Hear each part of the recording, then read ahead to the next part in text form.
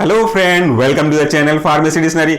आज के हमारे मेडिसिन रिव्यू में मैं एक ऐसे टेबलेट के बारे में बात करने वाला हूं जो अभी कुछ दिन पहले काफी चला फिर बंद हो गया, लेकिन इसका यूज कई बार लाइफ सेविंग के पर्पज से भी की गई है।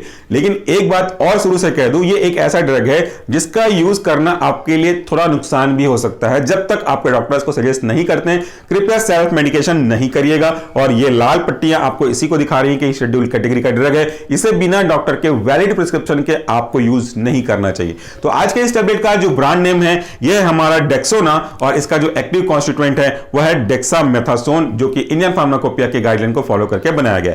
इसका जो स्ट्रेंथ है वो 0.5 mg यानी कि 0.5 mg, समझ सकते हैं कितनी कम कंसंट्रेशन है इसका। इसके कंसंट्रेशन अलग अलग और मार्केट में आ सकते हैं, लेकिन जिस टैबलेट के पर्टिकुलर मैं बात कर रहा हूं उसका कंसंट्रेशन 0.5 है। सो इस डेक्सोना का जो मेन कंस्टिट्यूएंट है डेक्सामेथासोन, ये है क्या?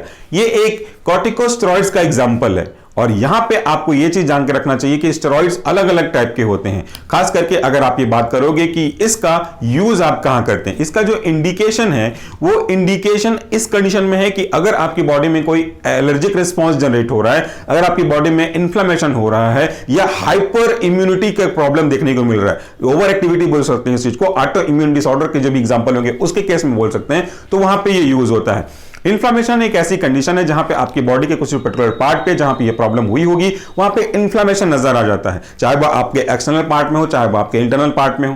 इन्फ्लेमेशन के पीछे कई अलग अलग तरीके के स्टेप्स काम करते हैं, कैस्केड काम करते हैं, जो फाइनली मिलकर के इन्फ्लेमेशन कॉज करेंगे। इनमें से ल्यूकोट्रीन का रिलीज भी महत्वपूर्ण है, आपके ल्यूकोसाइट माइग्रेशन भी बहुत महत्वपूर्ण है, मार्जिनेशन भी बहुत महत्वपूर्ण है, और आपके फैगोसाइटोसिस करना भी बहुत महत्वपूर्ण है। इन सारे स्टेप से जाकर के हमारा इन्फ्लेमेशन स्टार्ट होता है। तो ये जो आपका डेक्सोना टैबलेट है अलग अलग कंसंट्रेशन पे दो अलग अलग एक्टिविटी पजेस करता है।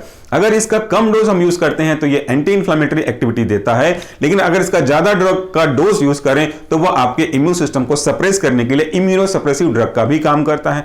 अब मैं आपको दोनों चीजों का एग्जांपल बताता हूं। अगर आपकी बॉडी के लंग्स में इंफ्लेमेशन हुआ होगा just because of any pathogenic substance, तो वहां पे इंफ्लेमेशन होनी शुरू हो जाएगी। उस इंफ्लेमेशन को कम करने के लिए भी डेक्सोना यूज किया गया था। आपको तो याद ही होगा, कोविड-19 केस में कई सारे स्टेरॉइड्स देने की वजह से वो इंफ्लेमेशन तो ठीक हुई, पर बाद में उनकी प्रॉब्लम हो गई म्यूकोरमाइकोसिस की। दोनों चीजों को जस्टिफाई अभी आपको मैं कर सकता हूं। डोज का सही होना बहुत जरूरी है। डोज सही होता तो ये एंटी इंफ्लेमेटरी एक्टिविटी दे देती, लेकिन बहुत ज्यादा यूज करने की वजह से, जैसा मैंने कहा, डोज बहुत ज्यादा यूज करने की वजह से अब ये एंटी इंफ्लेमेटरी के साथ साथ इम्यूनोसप्रेसिव का भी काम कर दिया।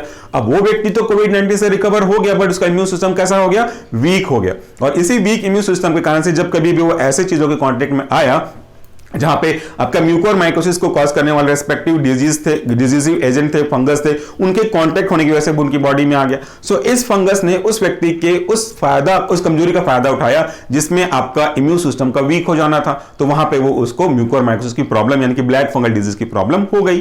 तो जब कभी भी हम इन्फ्लेमेशन को ठीक करना चाहते हैं तो इसका कम डोज पे यूज करते हैं। ये इन्फ्लेमेशन के लिए रिस्पॉन्सिबल जो कैस्केड है, सिग्नल मॉलिक्यूल है, इनको ब्लॉक करता है, ल्यूकोट्रीन की रिलीज को इनहिबिट करता है, वैसोडायलेशन को टेम्परेरी थोड़ा सप्रेस करता है। इसके बाद जो आपके WBC के सेल की एक्टिविटी होती है इनको भी सप्रेस करता है। इस तरीके से ये एंटी इंफ्लेमेटरी एक्टिव शो करेगा।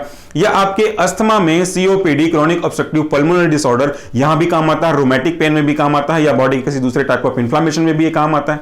दूसरा, मैंने कहा कि ये एंटी इंफ्लेमेटरी के साथ साथ इम्यूनोसप्रेसिव एक्टिविटी भी शो करता है। सो ऐसे प्रॉब्लम जिनके पीछे आपका इम्यून सिस्टम ओवर एक्टिव हो गया हो तो वहां भी ये काम आता है। जैसे एग्जांपल मैंने दिया आपको रोमैटिक केस में।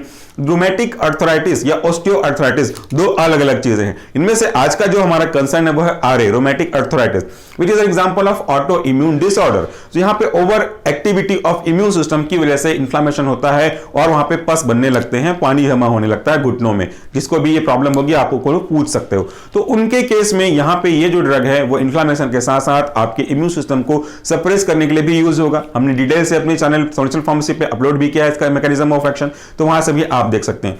तो जो आज का मेडिसिन है तो बहुत ही सिंपल सा और बहुत सस्ता सा। इसका अगर प्राइस देखोगे तो ₹6.38 फॉर 30 टेबलेट्स। 30 टेबलेट के लिए ₹6 है।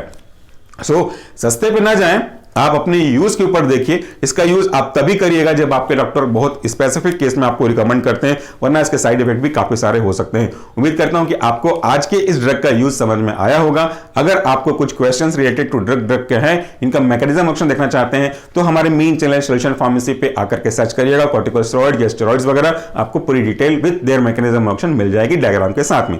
Thank you so much for watching this video. नमस्कार, टेक केयर।